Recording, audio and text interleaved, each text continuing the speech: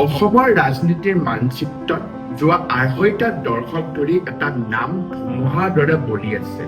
সেই নাম হৈছে ডক্টৰ হিমন্ত বিশ্ব শৰ্মা। কিন্তু ২০২৬ চনৰ নিৰ্বাচন কোনো সাধাৰণ গণতান্ত্ৰিক প্ৰতিক্ৰিয়া নহয়। এয়া হৈছে আধুনিক অসমৰ ইতিহাসৰ আটাইতকৈ গুৰুত্বপূৰ্ণ ৰাজনীতিক বিচাৰ।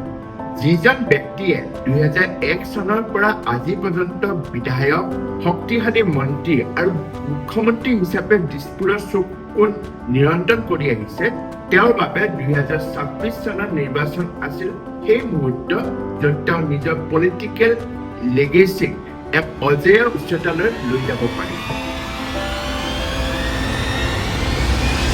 দীৰ্ঘদিন ধৰি ৰাজনীতিক বিশ্লেষক আৰু বিৰোধীসকলে এটা কথা কৈ আহিছে যে হিমন্ত বিশ্ব শৰ্মা এজন কিং মেকাৰ, কিং নহয়।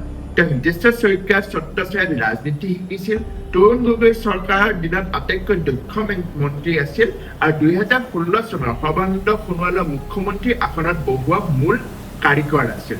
কিন্তু যি অতৃপ্তিৰ ৰাজনীতিক সত্তাই তেওঁক খেদি ফুৰিছিল, সেয়া আছিল নিজৰ নামত ৰাজনীতি জিকাৰ প্ৰত্যাহ্বান।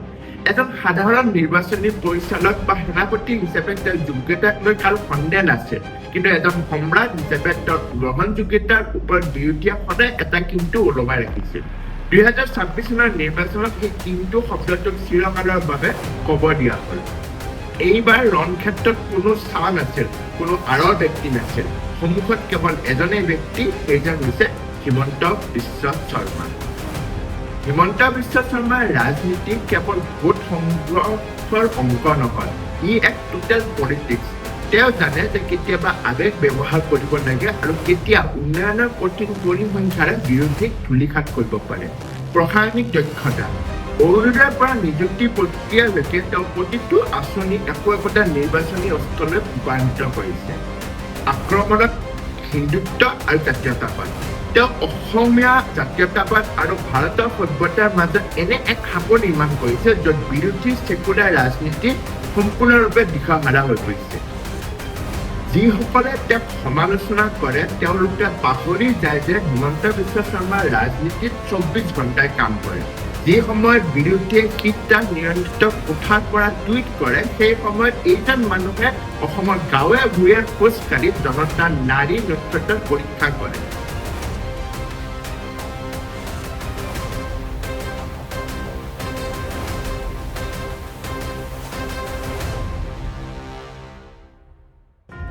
২০২৬ চনৰ নিৰ্বাচন বিৰোধীৰ বাবে আছিল আচলতে এক ৰাজনৈতিক শোচনাৰ যাত্ৰা। অসম বিধানসভাৰ নিৰ্বাচনী ফলাফল ভাৰতীয় জনতা পাৰ্টীৰ বাবে কেৱল সম্ভাৱনা নহয়, এয়া এক অবাঞ্ছিত সত্য আছিল। কাৰণ বিৰোধীৰ ওচৰত হিমন্ত বিশ্ব শৰ্মাৰ কোনো বিকল্পই নাই। বিৰোধী আজিৰ তাৰিখত সেনাবিহীন এটা দিশহাৰা সৈন্য দল। ডক্টৰ শৰ্মাৰ নিখুঁত নিৰ্বাচনী পৰিকল্পনা, যাক ইলেকশ্যন মেনেজমেণ্ট বুলি কোৱা হয়, এই ইলেকশ্যন মেনেজমেণ্ট এনেকুৱা এক চক্ৰভূ আছিল য'ত সোমাবলৈ সহজ কিন্তু ওলাই অহাটো বিৰোধীৰ বাবে অসম্ভৱ। তেওঁৰ ৰাজনীতিৰ মূল মন্ত্ৰ হ'ল politics for the Himanta Biswa Sarma, by the Himanta Biswa Sarma and of the Himanta Biswa Sharma.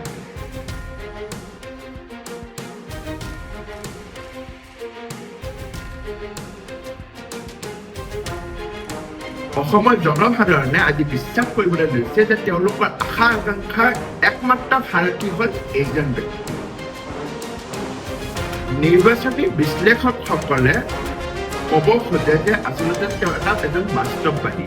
তেওঁ জানে যে কেৱল আদৰ্শবাদৰ ভাষণ দি ৰাজ্য চলাব নোৱাৰি। ৰাজ্য চলাবলৈ লাগিব দৃঢ়তা, সাহসিকতা আৰু কেতিয়াবা কঠোৰ সিদ্ধান্ত।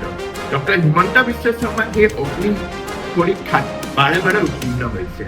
২০২৬ চনত যেতিয়া ফলাফল ওলাইছিল, তেতিয়া এই কথাই প্ৰমাণ হৈছিল যে ডক্টৰ হিমন্ত বিশ্ব শৰ্মা কেৱল এজন ৰাজনীতিবিদ নহয়, তেওঁ এটা প্ৰতিষ্ঠান।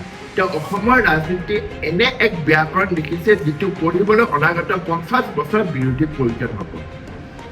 শেষত এটা কথাই কম, যিসকলে এতিয়াও সন্দেহ কৰে তেওঁলোকে ইতিহাসৰ ডায়েৰীখন মেলি চাব, য'ত হিমন্ত বিশ্ব শৰ্মাই নিজৰ তেজ আৰু ঘামেৰে অসমৰ ভাগ্যলিপি লিখিছে।